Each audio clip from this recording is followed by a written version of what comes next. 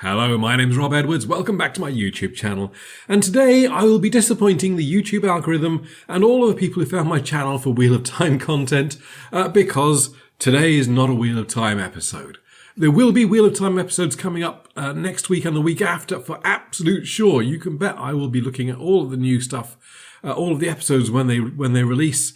Absolutely, I'll be here for that. But today I want to talk about something possibly even more remarkable than the arrival of Wheel of Time onto our television screens, because today I'm going to be talking about a Chris Chibnall penned episode of Doctor Who that I actually really enjoyed. Yes, so this is a turn up for the books. I think I've been trying to cast my mind back. I think maybe I enjoyed the Villa of Diodati. The Villa Diodati. Diodati and Villa are in the title anyway. I think I enjoyed Villa more than I enjoyed this, probably. But it is a close run thing. It is not by any means a certainty. I really genuinely had a lot of fun with this. Not to say that it's perfect. I do have some quibbles, which we will talk about. But before we get to those, let me talk about the things which I really, really liked about this episode. I really liked the setting. I thought the Crimean War was a really interesting place to visit, not something that I know a great deal about, to my shame. Mary Seacole is a fascinating individual that I really would like to read up more about. I really must dig into that history a little bit more, because she sounds like a fascinating character.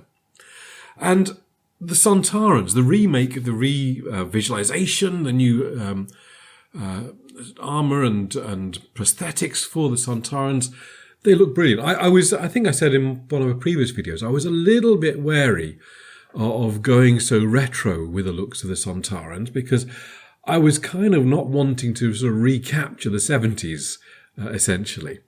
But actually, seeing them in action, seeing them speaking and moving and in video, they were a lot better looking than just the stills that we saw.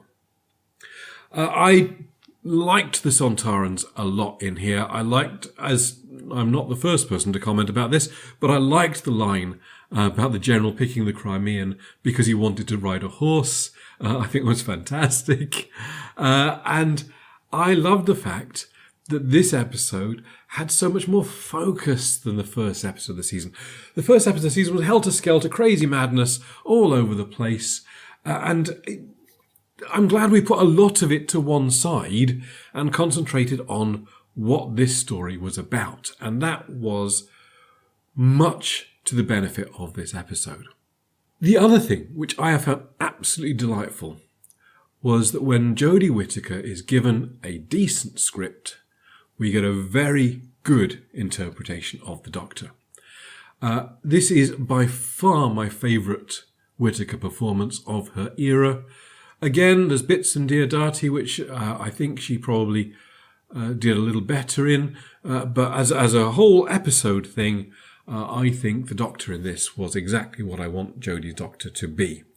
A little bit goofy, a little bit back to the helter-skelter again, but when she needs to get serious, she gets serious, and when she has that standoff with the Sontaran, unlike all of the standoffs she'd done in the past, like in the episode of Rosa, where she's against the time-travelling racist, and even a little bit against the Lone Sideman in Diodati, I think that the weight that she gives to this scene is exactly what it needs, particularly giving it a chance to be undercut by the evil general, or the stupid general anyway, going against her wishes and dismissing her before declaring war against the Sontarans. Speaking of the battle, I was astonished how well realised it was. It's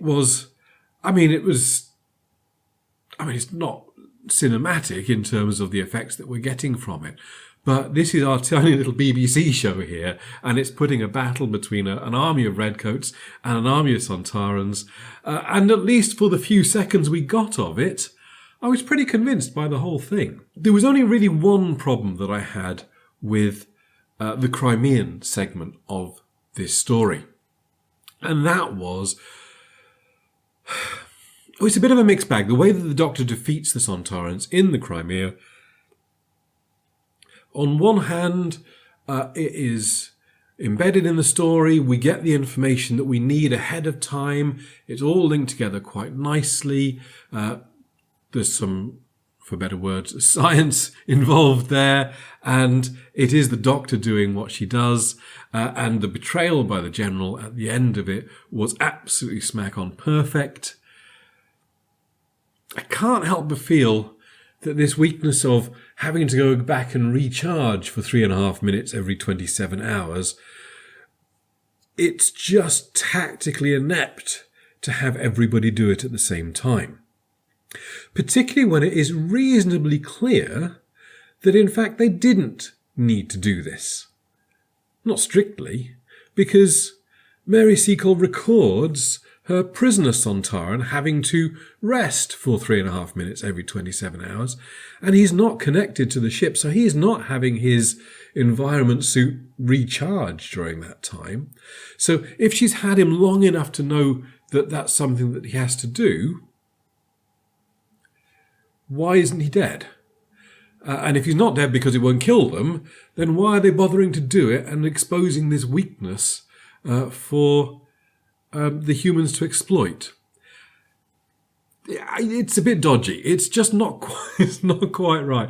But considering some of the huge plot holes I've had in previous episodes of Chibnall's Who, I'm not necessarily giving this one a pass, but nor am I going to mark it down terribly for that.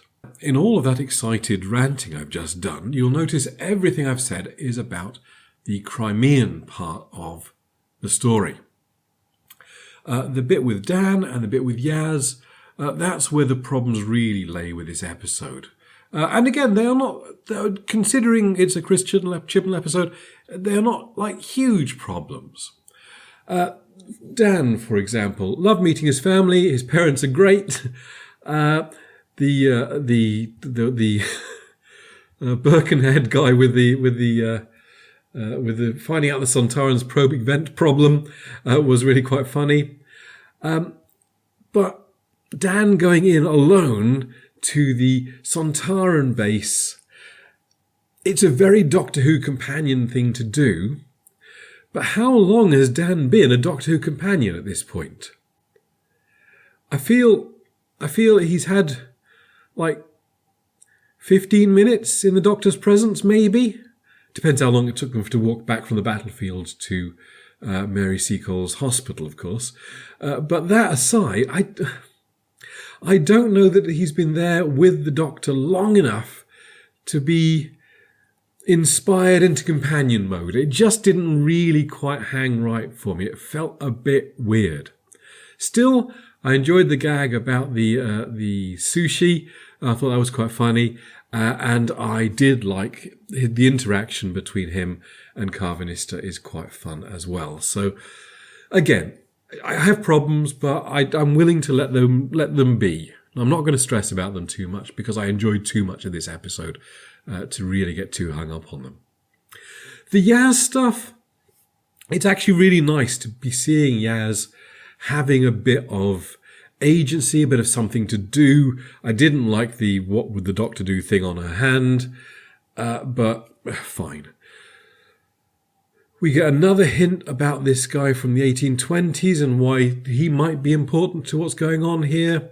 But the whole Ravager thing, the whole swarm at Azure and the passenger, is the passenger Diane? Maybe? I don't know.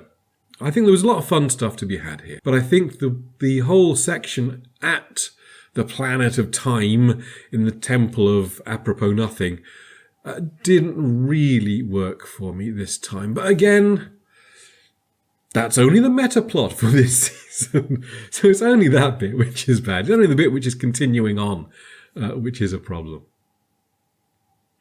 Still, on the whole, I have to say I really enjoyed this week's episode of Doctor Who.